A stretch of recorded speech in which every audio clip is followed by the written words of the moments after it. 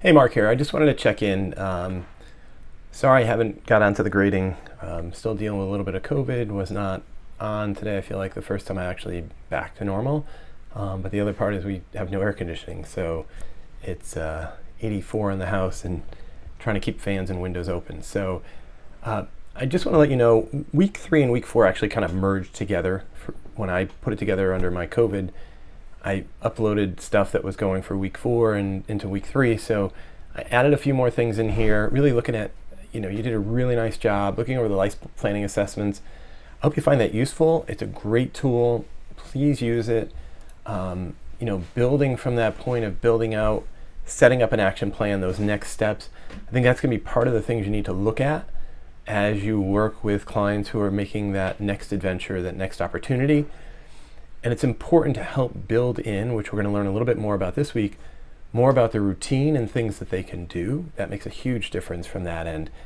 And, looking at it, a lot of it's around health and wellness. A lot of people get caught, but you're going to find people that, the main goal when they're thinking about their next steps are retirement. Retirement is finance.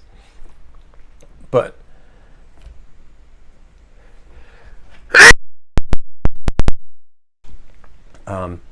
is finance. But then it's their purpose. It's very important that we figure out and help them figure out what is their purpose. So, take a look, use the life planning, use the Ikigai. That helps a lot, bringing that together and having them look at the 4 parts to figure out what may work well for them. So, it's always trying to find that balance and connections of what's going on from there. But otherwise, looking through everything, I was very impressed from the different parts, as they look at, with using the self-care assessment, another tool. It's simple things that you can do. One of the things I learned, Dick Nodell, so if you've ever looked at motivated card sorts, career values, if you take simple things we use every day, you can create them into anything. And so I think that was like the self-care assessment was questions I asked or things you want to look at, easy to use and to follow up on. So keep that in mind as you keep moving forward. Grading is all up to date. You're all doing fine at this point. So I will be going back to look at a few more things just to make sure I didn't miss anything. But, barriers are hard. I think that's sometimes, looking at that, it makes it hard for people. And, we're going to look a little bit more at this week of building in a few more toolkits, building in routine, I think is a huge piece. And then really kind of taking a look at a few other aspects to get into that, a few more self-care ideas, strengthening their mental fitness. Also, there's a one that you can watch there, How to Relax, 8 relaxation tips for your mental health. So I think the more that you can have for tools that you can pull out and use, the better off you are. And the other part that I have in here is just building routines, and I think that falls into place with the life planning assessment and Ikigai.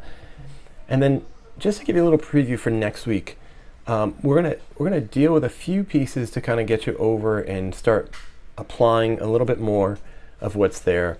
I'm also going to share a questionnaire that you can use and that I got from Brendan Bouchard, and he used it as a questionnaire he asked his father before he passed away. And it's sometimes you could give to your clients, and what you can do is just have them record it, and then it becomes a gift to their kids or family members.